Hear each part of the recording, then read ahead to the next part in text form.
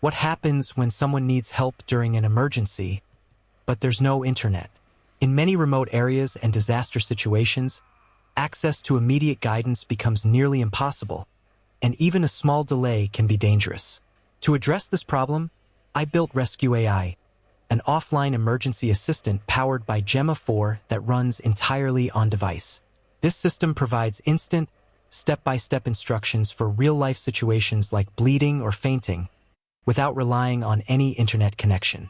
It can also offer general information about common medicines safely, without giving unsafe or misleading advice.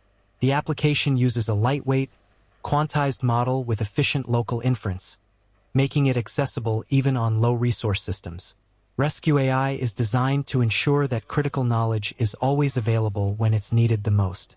Because in emergencies, help should not depend on connectivity.